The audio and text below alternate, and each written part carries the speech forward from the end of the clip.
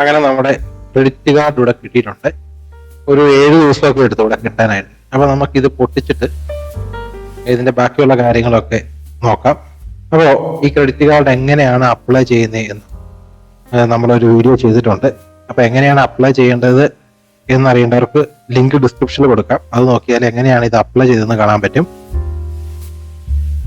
ഇത് കിട്ടിയിട്ട് കുറച്ചധികം ദിവസമായി, സമയം കിട്ടിയില്ല പൊട്ടിച്ച് നോക്കാനൊക്കെ ആയിട്ട്. ഇങ്ങനെയാണ് കാർഡ് ഇതിന്റെ പുറകിൽ ഇങ്ങനെ പൊട്ടിച്ച് വെച്ചിട്ടുണ്ടാവും.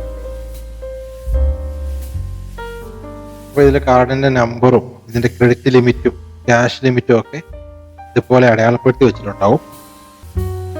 ഇതുപോലത്തെ കാർഡാണ് നിങ്ങളുടെ ഉള്ളതെങ്കിൽ ഇത് നമുക്കിത് ആഡ് ചെയ്യാൻ പറ്റത്തില്ല. അപ്പൊ നമ്മൾ ഇതുപോലത്തെ കാർഡ് ഉള്ളവർ, അതായത് ഈ കോറൽ കാർഡ് ഉള്ളവര് ഈ റുപ്പേ കാർഡ് എടുക്കണം എന്നുണ്ടല്ലോ. ഇവിടെ റുപ്പേ എന്ന് എഴുതിയിട്ടുണ്ട്. അപ്പൊ അങ്ങനെ ഉണ്ടെങ്കിലാണ് നമുക്കത് എന്താ പറയാ, ഈ കാർഡാണ്, ഈ റുപ്പേ കാർഡാണ് നമുക്ക് ഗൂഗിൾ പേയിലൊക്കെ ആഡ് ചെയ്യാൻ പറ്റുക. ഈ കാർഡല്ല. നമുക്കപ്പോൾ ക്രെഡിറ്റ് കാർഡ് കിട്ടുമ്പോൾ, ഈ റുപ്പേ ക്രെഡിറ്റ് കാർഡ് കിട്ടുമ്പോൾ അതിന്റെ കൂടെ ഇതുപോലെ ഒരു സ്റ്റിക്കർ ആഡ് ചെയ്തിട്ടുണ്ട്. അപ്പൊ ഇതിൽ പറയുന്നുണ്ട് 30 ദിവസത്തിനുള്ളിൽ ഈ കാർഡ് നമ്മൾ ആക്ടിവേറ്റ് ചെയ്യണം. അപ്പോൾ അത് നമ്മൾ ഈ ആപ്ലിക്കേഷനിൽ പോയിട്ട് വേണം, iMobile Pay എന്ന് പറഞ്ഞ ആപ്ലിക്കേഷനിൽ പോയിട്ട് വേണം ആക്ടിവേറ്റ് ചെയ്യാനായിട്ട്. അപ്പൊ നമുക്ക് ആദ്യം ഇത് എങ്ങനെയാണ് ആക്ടിവേറ്റ് ചെയ്യുന്നത് നോക്കാം. ഈ കാർഡ് ഞാൻ പൊട്ടിച്ചത് നിങ്ങൾ എല്ലാവരും കണ്ടു. ഇതെനിക്ക് കിട്ടിയിട്ട് ഒരു 7 ദിവസമായിട്ടുണ്ട്. 10 ദിവസമായിട്ടുണ്ടാവും. അപ്പൊ നമുക്കിത് ആക്ടിവേറ്റ് ചെയ്യാണ് ഫസ്റ്റ് പ്രൊസീജിയർ. അതിനു വേണ്ടി ഫസ്റ്റ് നമ്മൾ iMobileന്റെ ആപ്ലിക്കേഷൻ ഇതുപോലെ ഓപ്പൺ ചെയ്യണം. അത് കഴിഞ്ഞിട്ട് ഇവിടെ മൈ കാർഡ് എന്നൊരു ഓപ്ഷൻ ഉണ്ട്, അതിൽ സെലക്ട് ചെയ്യുക. അപ്പം ഇതുപോലെ വരും. ഇവിടെ നമ്മളെ 2 കാർഡും കാണിക്കും. ഇപ്പൊ ഇത് കോറൽ കാർഡാണ്, ഇത് റുപ്പേ കോറൽ കാർഡാണ്, റുപ്പേ ക്രെഡിറ്റ് കാർഡ്. അപ്പൊ നമ്മൾ ഇത് സെലക്ട് ചെയ്യാം. അത് കഴിയുമ്പോൾ ഇതുപോലത്തെ ഒരു സ്ക്രീനാണ് വരിക. ഇവിടെ നമ്മൾ മാനേജ് കാർഡ് എന്നൊരു ഓപ്ഷൻ ഉണ്ട്, സെലക്ട് ചെയ്യാം. ഇവിടെ നമുക്ക് ജനറേറ്റ് പിൻ എന്നൊരു ഓപ്ഷൻ നിങ്ങൾക്ക് ഇവിടെ കാണാൻ സാധിക്കും. അത് സെലക്ട് ചെയ്ത് കൊടുക്കുക. ആദ്യം നമ്മൾ പിന്ന് ജനറേറ്റ് ചെയ്യണം. അപ്പൊ ഇതുപോലെ ഒരു സ്ക്രീനാണ് വരിക. ഇവിടെ നമ്മുടെ ഫോൺ നമ്പർ കാണിക്കും, കാർഡ് നമ്പർ ഏറ്റവും മുകളിലുണ്ട്. ഇവിടെ നിങ്ങൾക്ക് കാണാൻ സാധിക്കും please enter new pin for your credit card എന്ന് കാണാൻ സാധിക്കും. ഇവിടെ നിലവിൽ ഒന്നുമില്ല, ഒരു പിന്ന് പോലും ഇല്ല. അപ്പൊ നമ്മൾ ഫസ്റ്റ് തന്നെ ഒരു പിൻ ഇവിടെ അടിച്ചു കൊടുക്കുവാണ്. ഈ പിൻ ഇവിടെ നമ്മൾ കൺഫേം ചെയ്യണം. അത് കഴിഞ്ഞിട്ട് നമ്മൾ ഫോൺ നമ്പർ ഇവിടെ ഓട്ടോമാറ്റിക്കായിട്ട് വരും. നമ്മളിവിടെ സബ്മിറ്റ് കൊടുക്കുവാണ്. ഒരു OTP വരും, ഓട്ടോ ഫില്ല് സെലക്ട് ചെയ്ത് കൊടുക്കുക. സബ്മിറ്റ് വീണ്ടും സെലക്ട് ചെയ്യുക.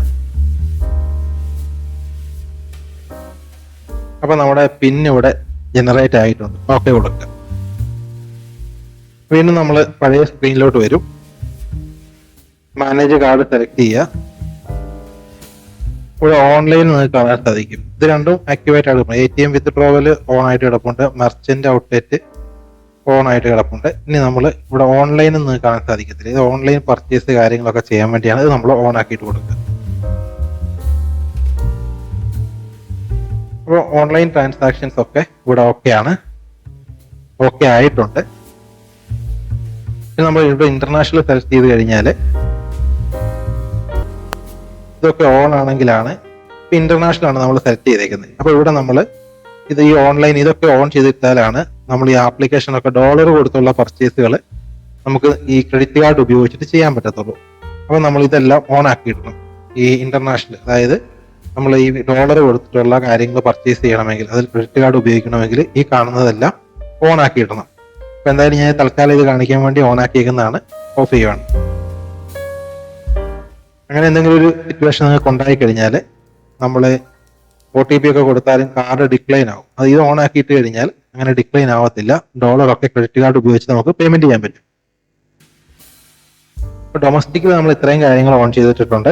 ഇത്രയും ചെയ്യുമ്പോൾ തന്നെ നമുക്ക് അത്യാവശ്യം ഓൺലൈൻ പർച്ചേസും ATM വിഡ്രോവലും മെർച്ചന്റ് ഔട്ട്ലെറ്റും കാര്യങ്ങൾ, അതായത് ഈ സ്വൈപ്പിംഗ് മെഷീൻ ഉപയോഗിച്ചിട്ട് മെർച്ചന്റ് ഔട്ട്ലെറ്റ് ഓൺ ആക്കിയിട്ട് കഴിഞ്ഞാൽ സ്വൈപ്പിംഗ് മെഷീനിൽ നമ്മൾ നമ്മുടെ ക്രെഡിറ്റ് കാർഡ് കൊടുത്തു കഴിഞ്ഞാൽ അവർക്ക് പൈസ നമ്മളിൽ നിന്ന് ഈടാക്കാൻ പറ്റും.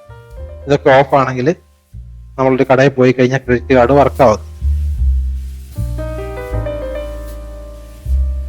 അപ്പൊ ഇത്രയും കാര്യങ്ങൾ നമ്മൾ ഈ ആപ്ലിക്കേഷൻ സെറ്റ് ചെയ്തു, ഇത് ആക്ടിവേറ്റ് ആക്കി, കാർഡ് ആക്ടിവേറ്റ് ആക്കി.